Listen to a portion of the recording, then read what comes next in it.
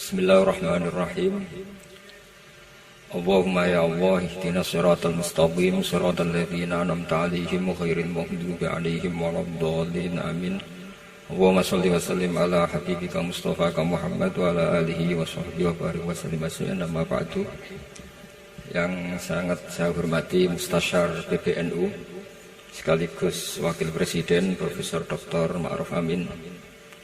Yang saya hormati Rais Am PBNU, Rais Am NU Kiai Haji Miftahul Akhyar, Ketua Tanfid PBNU yang juga masih bernambah sama saya, Kiai Haji Said Akil, yang saya tadi senang sekali marahnya, senang sekali girohnya, karena itu memang khas keluarga kami. Jadi kalau nggak kesampaian marah itu bagus.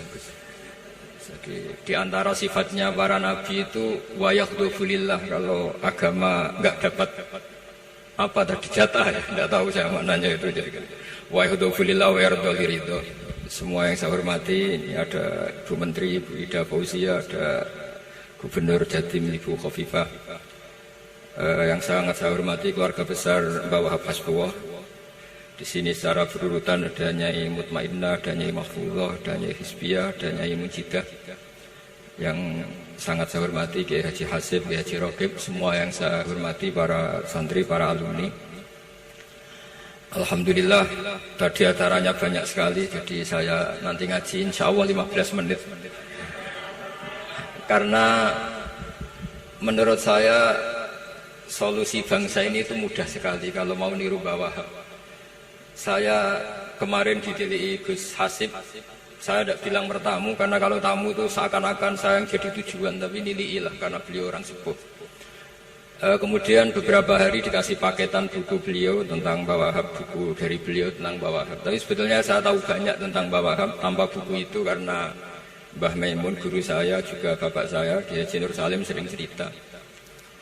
Kiai Wahab itu pedagang, juga ulama, juga politikus, juga pahlawan.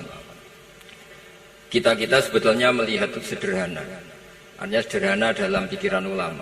Jadi pernah suatu ketika Sayyidina Ali itu marah besar ketika melihat umat Islam itu pasif itu tidak aktif, sehingga beliau marah besar di antara kalimatnya itu, karena ini tengah-tengah kalimat langsung pakai fa'ataf atau fa'tafrek atau apa sajalah, nanti terserah santri-santri yang ikrab. Fakubhan lakum hina sirtum gharadun yurma. Jadi umat ini akan buruk sekali ketika posisinya itu objek yang jadi sasaran tembak atau sasaran perasan pihak lain. Ketika misalnya haji itu bagus prospek, nanti ujung-ujungnya yang bikin sajadah kadang orang sana, mau bilang kubu sebelah, nanti sensitif secara politik. Nanti ketika umat Islam punya kebutuhan pakaian ihram besar, juga yang produk kadang orang lain. Begitu seterusnya, sehingga setiap kebutuhan kita pun yang produk itu orang lain. Sehingga Mbah Wahab berpikiran sampai impor mori, pas itu kain putih. Begitu juga traveling, ketika umat Islam butuh mudah pergi ke Mekah untuk haji dan umrah, juga bironya itu kadang orang lain. Zaman itu Hindia Belanda, sehingga beliau dulu sudah mendirikan semacam biro haji. Itu semua adalah madhab, di antara madhab Sayyidina Ali ketika beliau mengatakan fakubhan lakum hina sirtum gharadun yurma. Buruk sekali kamu di mana-mana ini jadi objek. Misalnya kira-kira ginilah, kalau hallnya Mbah Wahab itu ada 10.000 santri, dan semuanya karena keluarga kiai itu dermawan, sama Bu Mujidah dikasih makan semua. Nanti cateringnya yang menyediakan orang lain, kita tidak punya kecakapan produksi itu atau melayani itu.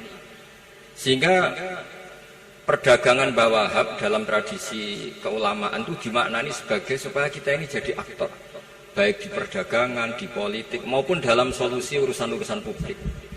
Misalnya sekarang ada problem apalah, sebetulnya solusinya gampang sekali. Ketika kita minus atau ketika kita tidak berkecukupan, mulai dulu lama itu solusinya gampang. Pernah suatu Abdul Qasim Al-Junaidi atau siapa sajalah, ini karena polanya sama, menyuruh muridnya, saya tolong belikan ikan.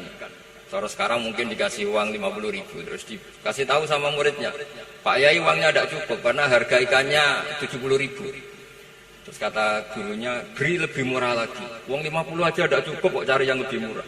Kata beliau, arfisuhu bitarki. Ya bikin murah karena kamu tidak berkeinginan. Jadi nggak usah belikan katakan. Ini penting sekali karena dulu ada solusi masyhur itu makalahnya Imam Syafi'i. Kata beliau, fa innal ghina anisya'ila bihi. Kalau kamu ingin tidak tergantung sesuatu, maka hindari sesuatu itu. Jangan memaksakan memenuhi sesuatu itu dengan memaksakan, tapi hindari sesuatu. Saya misalnya kalau nuruti kepengen misalnya, kalau saya dengan nafsu serakah saya, mungkin saya ingin punya mobil mewah, ingin apa saja. Tapi itu membuat saya tersiksa karena harus menyediakan ini itu. Ya sudah, tidak usah ingin. Sehingga mudah sekali. Makanya kata ulama dulu, fa innal ghina anisya'la bihi. Untuk menjadi berkecukupan, usahakan banyak hal yang tidak Anda butuhkan. Semakin banyak hal yang kita butuhkan, maka kita akan tergantung akan sesuatu. Makanya banyak ilmuwan, saya sering diskusi sama pakar-pakar sama ilmuwan. Apakah negara Amerika itu negara yang kuat? Banyak ilmuwan yang berpikir itu ilmuwan politik, bukan tasawuf, berpikir negara paling lemah itu ya kayak Amerika. Karena semakin powernya kuat, ketergantungannya semakin kuat. Untuk memenuhi kebutuhan listrik harus begini, untuk kebutuhan minyaknya harus ini. Semakin kita kuat, maka ketergantungan akan sesuatu semakin banyak. Jadi ibarat orang yang punya Alphard sama yang enggak kayak mana ya, kayak yang enggak karena kebutuhannya ada banyak. Artinya dalam kondisi krisis, ulama masih punya solusi yaitu al-ghina itu anisya'la bihi. Jadi usahakan ketercukupan itu karena menghindari kebutuhan-kebutuhan yang tidak primer, yang tidak prinsip. Bukan memaksakan semuanya terpenuhi. Karena kita ini ulama. Dulu ketika sebelum ada negara, belum ada TNI, itu ulama punya cara untuk melawan Belanda. Karena mereka terbiasa punya loyalis, punya muhibbin, punya ghirah, punya strategi. Sehingga Belanda itu kesulitan ngedip ulama. Apalagi mereka terus ke Mekah, ketemu komunitas internasional yang semuanya berfatwa bahwa penjajahan harus dilawan. Itu luar biasa. Belum ada negara, nggak ditopang negara, kemudian tetap bisa melakukan perlawanan. Coba kalau dulu ngelawan nunggu, wah saya mau ngelawan penjajah kalau saya diangkat jadi TNI, saya mau ngelawan kalau saya punya otoritas yang disahkan negara, itu ribet, negara belum terbentuk. Makanya ini saya tidak akan ngaji lama-lama, tapi saya akan cerita khas Mbah Wahab sesuai riwayat yang saya dapatkan dari guru-guru kami bahwa beliau tadi seperti yang dikatakan Pak Said membina dan menyebarkan NU kemana-mana tanpa uang proposal. Nggak kebayang saat itu proposal kepada siapa, negara sendiri masih susah. Lalu mau diajukan kemana? Terus yang mau tanda tangan itu ya siapa? Jadi yang saya tahu tadi yang penting kita niru sesuai yang diidam-idamkan tadi Sayyidina Ali. Jangan sampai kalian itu menjadi gharadun yurma. Ada apa saja orang lain yang memikirkan labanya, kita yang jadi objek. Sehingga zaman itu kita terima kasih semua sama Mbah Hashim, sama Mbah Wahab. Karena ini zuriyatam ba'duha min ba'd. Kita tahu Mbah Wahab putra Mbah Hasbullah punya ibu Nyai Fatimah, terus sampai Mbah Abdus Salam ya. Kemudian Mbah Hashim punya ibu Halimah, punya lagi setelah Halimah itu Lainah ya. Nah, terus Mbah Abdus Salam, jadi ini zuriyatam ba'duha min ba'd. Kalau dalam tulisan itu sampai Mbah Abdul Jabbar bin Ahmad bin Mbah Sambu.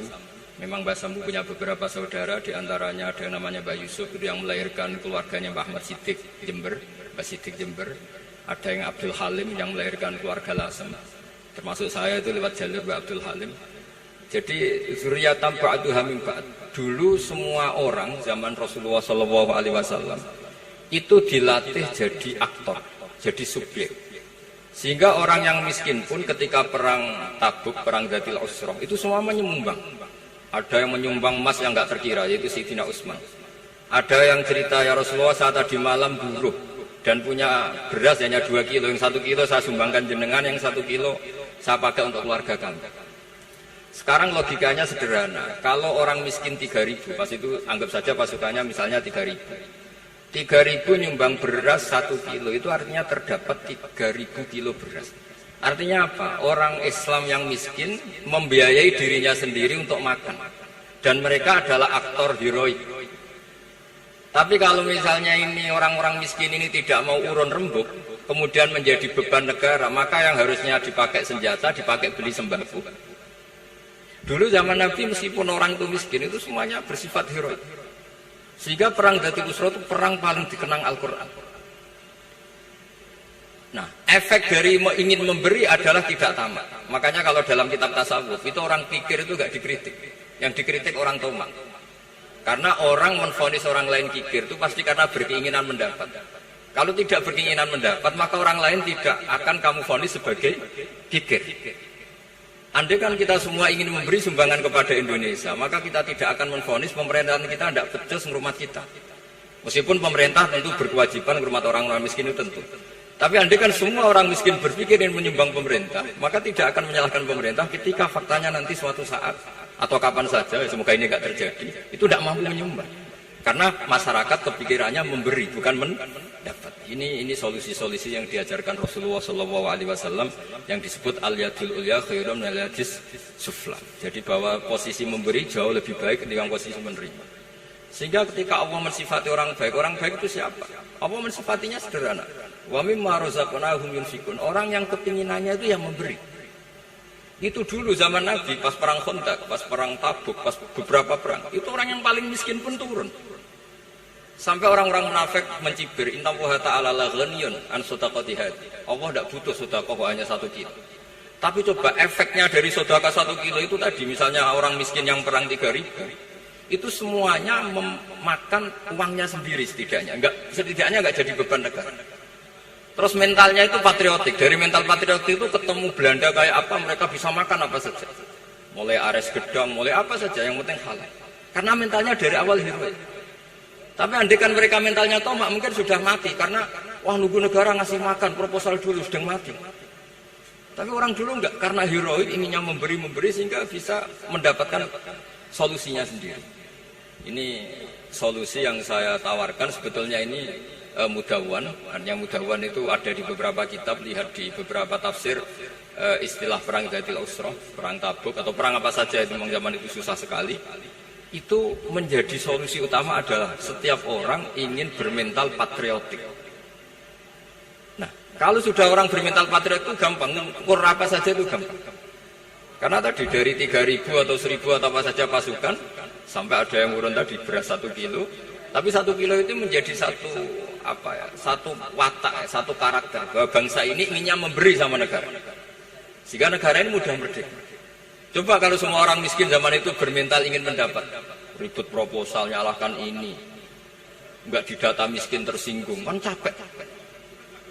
Jadi ini memang zaman akhir ya agak aneh, orang enggak didata miskin itu tersinggung. Kalau besanan nyari yang kaya, tapi kalau ada sumbangan nyari sebagai yang miskin. Jadi kalau tanya solusi khas ulama, kita belajar dari perang Dzati Usra. Itu orang yang miskin, semuanya urun. Nah barokahnya urun itu kemudian mereka bermental patriotik. Barokahnya patriotik, yang kaya, yang miskin, yang pinter, semuanya berkontribusi untuk menyumbang negara. Akhirnya negara ini bisa merdeka sebelum terbentuk TNI, sebelum terbentuk Polri.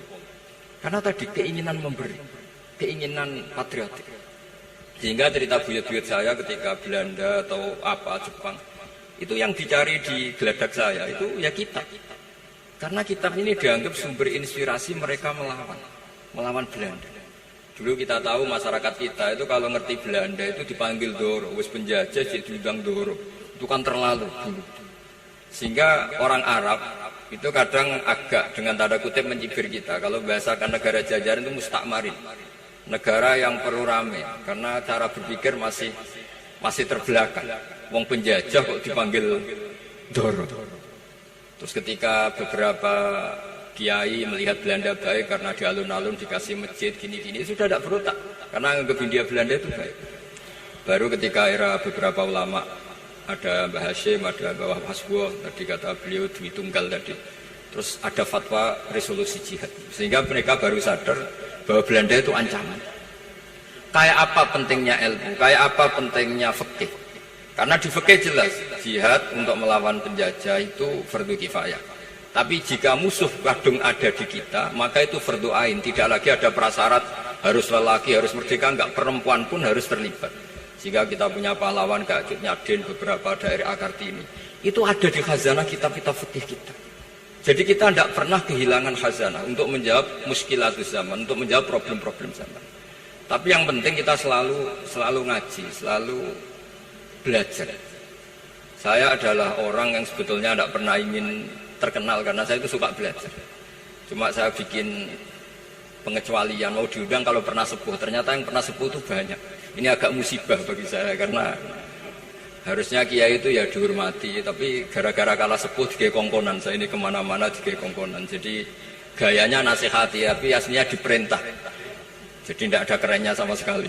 Saya di mana-mana posisinya al-makmur, diperintah. Tapi saya senang karena ilmu itu butuh konsensus.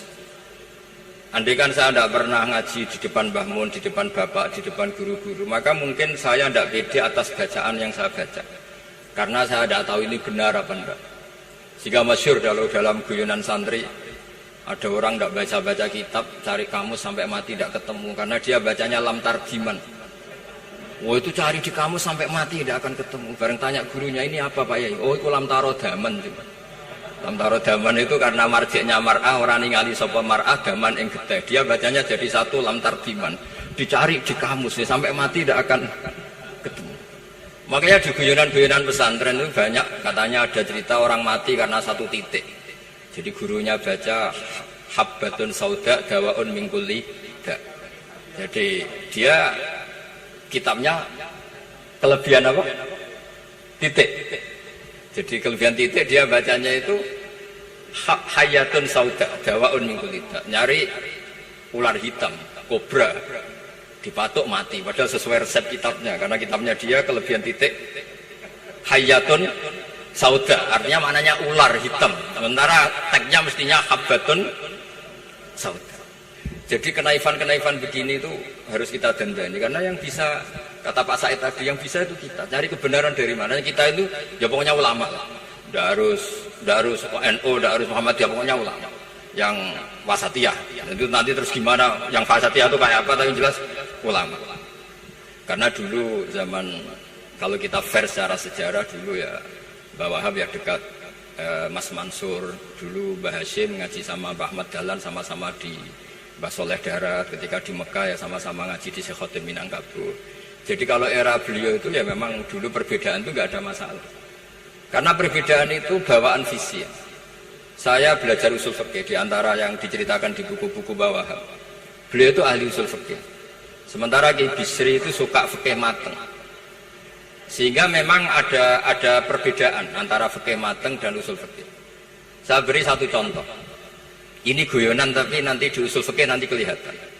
Di usul fikih itu ada ilmu namanya tangkiful manat. Ketika Nabi sama-sama menyebut sesuatu, sebetulnya ada benang merah di situ, tidak sama persis. Misalnya begini. Ja'a a'rabiyun ila Rasulillah sallallahu alaihi wasallam. Faqala ya Rasulullah ahlaktu. Wa ma ahlakaka qal waqatu imraati fi nahari Ramadan. Ya Rasulullah, saya ini orang yang rusak karena saya berhubungan intim dengan istri saya di ketika Ramadan. Terus Nabi ngendikan, ya sudah kamu harus merdekakan budak. Saya tidak punya ya Rasulullah. Ya sudah kamu puasa 2 bulan berturut-turut. Kata beliau, puasa baru sehari saja kecelakaan apalagi 2 bulan. Karena kamu orang Arab lah, orang Arab itu dia cerita ini di Arab gitu. Terus ya sudah kamu sedekah sama 60 orang miskin. Saya ini orang paling miskin. Susah kan menghadapi orang miskin seperti ini. Nah, pertanyaannya secara usul fikih. Menurut mazhab Syafi'i, sanksi berat itu hanya untuk yang berhubungan suami istri. Sehingga kalau membatalkannya pakai rokok, pakai minum, pakai makan, tidak kena sanksi seberat itu. Masuk akal kan, karena memang hubungan suami istri dalam banyak hal, misalnya haji itu ifsad, yang benar-benar ifsad, bisa merusak haji secara total. Tapi menurut Imam Malik, pikiran Imam Syafi'i itu dianggap aneh. Loh, ini hubungan suami istri itu statusnya mubah, sesuatu yang boleh. Maka semua hal yang boleh tapi merusak kehormatan Ramadan, maka ketentuannya sama. Yaitu misalnya nggak sakit, nggak apa, pagi-pagi nyate. Wah, itu kan melecehkan Ramadan, nggak sakit, nggak apa, kok pagi-pagi nyate. Perlu dicatat karena hubungan suami istri itu sesuatu yang boleh. Berarti kalau yang boleh merusak Ramadan hukumannya berat, makan yang statusnya boleh juga hukumannya berat. Itu dulu bapak saya ketika bikin analogi itu mau cerita sederhana gini. Hak di sini ono santri ya goblok, kandhanane aneh. Istrinya lapor ke kiainya, Pak Yai, santri jenengan kalau sama istri sering mukul itu nabok pakai tangan. Santrinya dipanggil kan alumni, kamu jangan sering mukul istri kamu gini-gini. Iya Pak Yai, njeh. Suatu saat 2 minggu istrinya lapor lagi, sekarang tidak nabok Pak Yai, nyaduk. Karena yang dilarang hanya nabok. Dipanggil kiai, lo kamu katanya masih sering nyaduk istri kamu. Yang dilarang kan mukul, sekarang nyaduk. Kapan-kapan meludahi. Nah, artinya di usul fikih dijelaskan bahwa makna haramnya naboi adalah hurmatul idza, haramnya menyakiti. Maka nyaduk sama, meludahi sama, menerlantarkan sama. Itu dulu bahwa ahlinya bikin usul fikih seperti itu. Sehingga misalnya amar ma'ruf nahi mungkar, ketika beliau ditanya apakah perlu ikut kabinet gotong royong, tapi di situ banyak kelompok yang mungkin tidak cocok. Pikirannya kayak apa harus ikut, justru ikut benahi dari dalam. Meskipun dari ikut itu Mbah Wahab nyun sewu yang ngalami fitnah yang macam-macam dituduh karena zaman itu nasakom. Tapi itu beliau santai. Tapi zaman itu memang itu sah karena zaman itu belum dibubarkan. Jadi yang dialami Mbah Wahab ini luar biasa. Semuanya harus jadi pelajaran bagi kita. Makanya jangan pernah meninggalkan ilmu yang bernama usul fikih, karena fikih yang mateng itu cara basa Jawa ini akan kehilangan stok tek. Misalnya Nabi sedekah pakai kurma atau pakai apa makanan pokok. Itu hadisnya itu kurma, sama Imam Syafi'i digenti kutu ahli baladi, yaitu makanan pokok dari negara. Sehingga kita tidak bisa mentang-mentang Nabi sedekahnya pakai kurma terus kita orang miskin kita kasih kurma. Bisa linu tuh nih kalau makan kurma orang Indonesia itu. Karena yang penting itu kutu ahli balad bukan kurma. Bukan mentang-mentang Nabi sholat di Mekah Medina, kalau ingin persis sunnah Rasul, sholatnya harus di Mekah Medina. Kalau di Indonesia Nabi tidak pernah sholat di Indonesia. Sunnah Rasul sholatnya di Mekah Medina, bisa ada orang sholat kalau gitu. Jadi ada ilmu yang namanya tangkihul manat, yang harus ditiru itu sisi mananya. Nah dalam konteks Arabi tadi terus kemudian ada dibuang, Ja'a Arabiun, kata Arabi itu dibuang. Datang orang Bedui, orang kota pun kalau punya kesalahan yang sama, hukumannya juga sama, maka kata Arabi dibuang. Nah, menurut Imam Malik, kata jima hubungan suami istri juga dibuang, digenti membatalkan puasa dengan apa saja yang tanpa uzur syarat. Jadi ini kealiman-kealiman kiai-kiai Indonesia dulu itu, misalnya kentong, dulu meskipun ada yang bilang bid'ah, kentong itu bid'ah karena mirip orang Nasrani. Orang Nasrani itu bentuk kentongnya di kelenteng itu tidak seperti kentong kita. Adat Indonesia kalau pos kampleng ada maling, ada banjir pakai kentong. Jadi adatnya memanggil tuh pakai kentong. Makanya kiai-kiai dulu, ini mirip orang Nasrani, enggak mirip pos kampleng. Padahal jelas ya, menurut hadis sahih jelas ketika ada sahabat usul ya Rasulullah bikin kentong, wah jangan nakus itu nanti kayak Nasrani. Bikin buk itu trompet, jangan nanti mirip orang Yahudi. Ya dengan api ya Rasulullah, jangan nanti mirip Majusi. Datang sahabat tergesa-gesa, beliau mimpi kalau diajarin azan. Azan itu maknanya al-ilam, memberi maklumat waktu. Akhirnya ada azan. Kemudian ulama Indonesia dulu Mbah Hashim sama Ki Fakih Mas Kemambang, yang satu anti kentong, yang satu pro kentong. Itu dulu ya saling menghormati, nggak masalah. Karena fikih itu sekali khilaf itu mirip-mirip.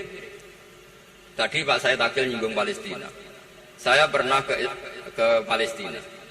Itu banyak ulama Mesir yang mengharamkan orang datang ke Yerusalem, ke Masjid Aqsa. Karena mau tidak mau harus dapat visa Israel, berarti ngaku eksistensi Israel. Karena dianggap mengaku eksistensi Israel, maka hukumnya haram. Tapi saya pernah ketemu Imam Masjid Aqsa. Beliau bilang begini, Pak Bahak, kalau orang Islam dari seluruh dunia tidak datang ke kami, maka eksistensi kami dianggap diabaikan oleh komunitas internasional. Dan itu dengan mudahnya Israel mencaplok kita. Sehingga separuh ulama Mesir juga mewajibkan yang mampu harus ke sana. Dengan cara itu Aqsa aman karena masih diperhatikan ulama atau komunitas internasional. Yang satu cara pandang ke sana berarti ngaku eksistensi Israel karena ada visa Israel. Yang satu bilang harus ke sana, dengan itu eksistensi Masjid Aqsa terjaga karena masih diperhatikan ulama atau komunitas Jadi di mana-mana khilaf itu ya seperti itu. Tapi alhamdulillah di kita itu khilaf itu biasa. Sehingga zaman kita mondok, saya itu pernah pengalaman buruk sekali saya ketika jadi Rois Musyawarah Fathul Mu'in. Itu ada pertanyaan gini Gus Asif. Saya tanya gini sama orang, Gus, soft paling utama itu yang nomor berapa? Nomor 1 kata saya. Yang kedua, yang soft berikutnya, iya yang berikutnya. Kalau sudah tahu soft terbaik itu yang nomor satu, kenapa masjid gak dipakai memanjang selatan utara? Biar semuanya nomor satu. Selagi masjid itu memanjang barat timur, pasti ada soft 1, 2, 3. Itu kan kurang ajar betul. Jadi supaya orang soft 1 semua ya tinggal desain masjidnya, yaitu memanjang utara selatan. Selagi masih memanjang barat timur, pasti soft 2, 3. Terus saya kebalik tanya. Lalu setelah begitu yang paling abdul siapa? Yang sisi kanannya imam. Ya sudah, imamnya dipojokkan pol selatan, biar semuanya dari pol kanan. Nanti ada masalah lagi, yang paling abdul siapa? Yang paling dekat imam. Yuskono kerubuti imam kan gitu. Jadi kalau nuruti fikih itu ya memang ilmu logika. Sehingga banyak orang jadi wali itu dari hasil istihadnya. Ada orang jadi wali karena sering sholat di sofa. Tapi ada wali pesaingnya justru jadi wali karena kalau sholat di belakang. Tapi tetap wali. Suatu saat dua wali ini ketemu. Loh, kamu kok wali? Padahal kalau sholat paling belakang. Saya tuh malu sama Allah. Kok kayak sok suci ya gue ngarep. Jadi wali karena adab, bukan karena malas. Saya itu gak pede. Saya saja kok sholat di depan. Maksudnya kok kepedean itu. Tapi tentu rasanya tetap baik yang di depan. Ini saya bukan bela yang. Kenapa saya cerita bela yang belakang? Karena yang bela jarang gitu. Makanya saya. Dan kebetulan saya kalau sholat ya sering di soft belakang. Tapi ini saya cerita betapa logika fikih itu khazanahnya banyak dan luas.